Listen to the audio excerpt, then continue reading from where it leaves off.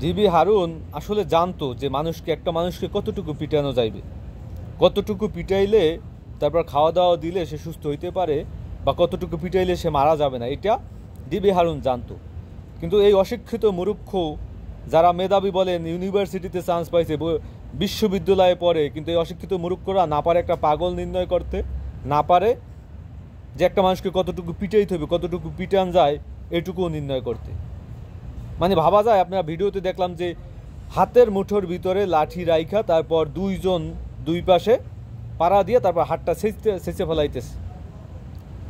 ধরলাম এই লোকটা চোর ডাকাত, আপনার টাকা পয়সা মোবাইল টোবাইল সব কিছু চুরি করে নিয়ে গেছে, কিন্তু একজন চোরকেও কি আপনি পিটাইয়ে মারতে পারেন? এই ক্ষমতা আপনাকে কে দিয়েছে? এই ক্ষমতা আপনাকে কে দিয়েছে? রাষ্ট্রকে এই ক্ষমতা আপনাকে দিয়েছে?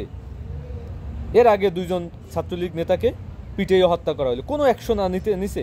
এই যে আপনার উপদেষ্টারা আছে, কোনো ব্যবস্থা নিছে? তারা বলে কি মপ মপ। আজকে স্বরাষ্ট্রমন্ত্রী এসে বলে, স্বরাষ্ট্র উপদেষ্টা এসে বলে যে অনাকাঙ্ক্ষিত ঘটনা, এটা কোনোভাবেই কাম্য না। এই স্বরাষ্ট্রমন্ত্রীকে আমি বলতে চাই, আপনি কি ধরনের সরকার গঠন করছেন আপনাকেও বুঝতে হবে। আপনার কাছ থেকে আমরা এই ধরনের কথাবার্তা কাম্য না, আমাদেরও কাম্য না। আপনি যদি এই স্বরাষ্ট্রমন্ত্রী আসাদুজ্জামান এই কামালের মতো যদি কথা বলেন যে কি কাম্য না টাম্য না, এই ধরনের নাটক আমরা দীর্ঘ 16 বছর যাবৎ আওয়ামী সরকারের কাছ থেকে শুনছি। এই ঘটনায় যদি আপনারাই পুনরাবৃত্তি করেন, আপনারাই যদি এসে বলেন কাম্য না, হোয়াট ইজ দিস? তাহলে কি পার্থক্যটা কোন জায়গায় আপনি আমাকে বলেন? আপনি যদি সেই সাথে সাথে যে ছেলেটা পানায়, সেই ছেলেটাকে যখন পিটাইয়ে হত্যা করলো, সাথে সাথে আপনার অ্যাকশন নেওয়া উচিত ছিল, সাথে সাথে 24 ঘন্টার ভিতরে সবাইকে অ্যারেস্ট করা উচিত ছিল। যদি করতে পারতেন, পরবর্তী যে দুইটা ঘটনা ঘটছে, আজকে যে মানসিক ভারসাম্যহীন যে পাগল ছেলেটাকে হত্যা করেছে, এই হত্যার ঘটনা ঘটতো না, আমাদেরকে দেখতে হইতো না। কিন্তু আপনি তো কিছুই করতে পারলেন না, তাদেরকে অ্যারেস্ট করতে পারলেন না, কোনো কিছু করতে পারছেন? অ্যাকশন তো আপনি নিতে পারতেছেন না। আপনি এসে বললেন অনাকাঙ্ক্ষিত ঘটনা, কাম্য না, মপ, এই সেই, এই ডায়লগ তো আমরা শুনতে চাই না।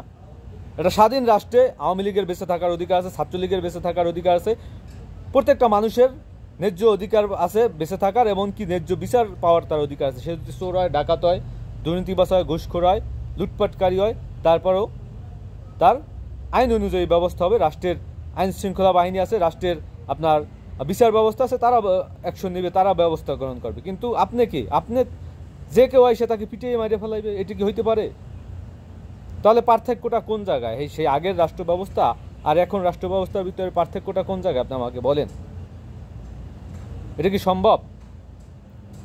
একটা মানুষকে আপনি যখন পিটাইতে থাকেন, তখন আপনি দেখেন যে বাহির থেকে শরীরটা ফাইটে যাইতেছে, ঠিক আছে, উপর দিয়া ফাইটে যাইতেছে, কিন্তু এর ভিতরে যে একটা অংশ আছে, এর ভিতরে যে নাড়িবুড়ি আছে, এর ভিতরে যে কিডনি আছে, এর ভিতরে যে শরীরের ভিতরে যে অনেক যন্ত্রগুলো আছে, এর ভিতরে যে কী পরিমাণ রক্তপাত হয়, ওইটা আপনি আমি কিন্তু জানি না। ওইটা আপনি আমি উপর দিয়ে দেখতে পাই না। তার উপর দিয়ে যতটা রক্তপাত হয়, তার থেকে 1000 গুণ বেশি রক্তপাত হয় ভিতরে।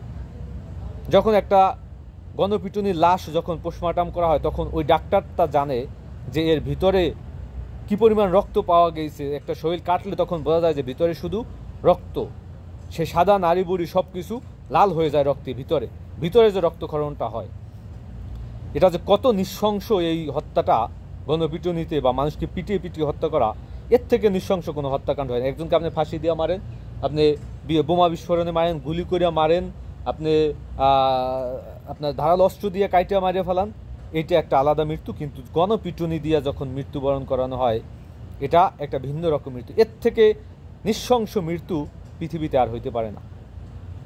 তো যাই হোক, যারাই এই যতগুলো মৃত্যুর ঘটনা, যতগুলো হত্যাকাণ্ড হয়েছে, যতগুলো গণপিটুনি হয়েছে, যতগুলো এই মব জাস্টিস হয়েছে, এই মবদেরকে দ্রুত বিচারের আওতায় আনেন, দ্রুত বিচারের আওতায় আনেন।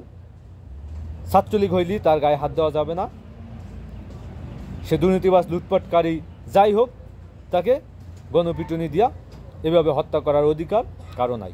রাষ্ট্রের আইন শৃঙ্খলা বাহিনী আছে, বিচার ব্যবস্থা আছে, তারা এর বিরুদ্ধে অ্যাকশন নেবে। কিন্তু কেউ আইন হাতে তুলে নিয়ে এইভাবে হত্যা করবে, এটা কোনোভাবেই কাম্য না। স্বাধীন রাষ্ট্রে এটা কোনোভাবেই কাম্য না, এটা আমরা আশা করতে পারি না।